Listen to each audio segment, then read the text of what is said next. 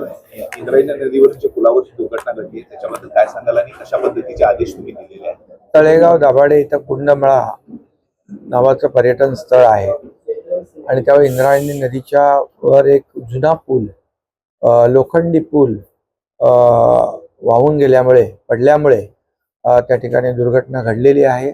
मी जिल्हाधिकाऱ्यांशी बोललोय। जिल्हाधिकारी स्वतः त्या ठिकाणी घटनास्थळी पोहोचतायत। 3:30 वाजताची जवळपास ही घटना घडलेली आहे। घटना अतिशय दुर्दैवी आहे आणि वेदनादायी आहे।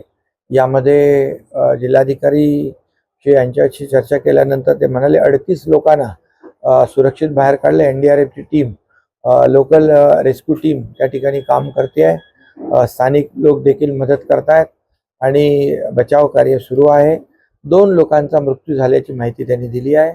6 लोक जखमी आहेत ही माहिती दिली आहे आणि अनेक लोकांना आता वाचवण्याचा प्रयत्न सुरू आहे। त्यामुळे जे लोक जखमी आहेत त्यांच्यावर चांगले उपचार करणे, त्यांचा जीव वाचवणे आणि आणखी जे लोक त्या दुर्घटनेमध्ये आहेत, सापडलेत, त्यांना लवकरात लवकर सुरक्षित बाहेर काढणं याला प्राधान्य प्रशासन देते। या पुलाचं स्ट्रक्चरल ऑडिट झालं होतं का, किंवा जी राज्यातली अशी जुनी पूल आहेत त्याचं काही स्ट्रक्चरल ऑडिट नाही? या बाबतीमध्ये आता जिल्हाधिकारी स्पॉटवर पोहोचतायत, मला सविस्तर ते सांगतीलच। परंतु हा पूल जुना होता असं ते म्हणाले। नवीन पुलाचं देखील एक मान्यता त्या ठिकाणी दिली जाईल आणि 10 जूनला त्याची वर्क ऑर्डर देखील दिलेली आहे। हा पूल मात्र जुना होता आणि याचं डिटेल जे आहे ते तिथं पोहोचल्यानंतर सविस्तर मला ते पुन्हा सांगतील।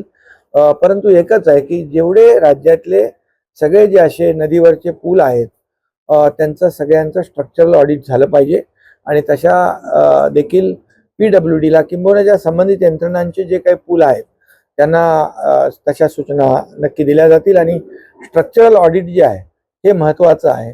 आणि जसा हा पूल लोखंडी होता, जुना होता आणि आज पर्यटन स्थळ असल्यामुळे लोकांची गर्दी त्या ठिकाणी होती अशी प्राथमिक माहिती मला मिळालेली आहे। परंतु एकंदर लॉंग टर्म आपण पाहिलं तर सर्वच अशा पुलांचं स्ट्रक्चरल ऑडिट लवकरात लवकर करावं अशा प्रकारच्या सूचना देखील मी या ठिकाणी दिलेल्या आहेत। सर, दुर्घटना झाल्यानंतर प्रशासन जाग होते आणि त्यानंतर मनुष्याचा जीव जातो, त्याकडे काही तुम्ही कारवाई करणार का? नाही, आता याची चौकशी होईल आणि यामध्ये जे कोणी समजा चौकशी आणि ती सगळ्या गोष्टी बाहेर येतील आणि चौकशीमध्ये जे कोणी दोषी असतील, कारण लोकांचा मृत्यू झालेला आहे त्यामुळे कुणालाही पाठीशी घालण्याचं काही कारण नाहीये। त्यामुळे चौकशी अंती पुढील जी काही कार्यवाहीची प्रक्रिया आहे ती होईल।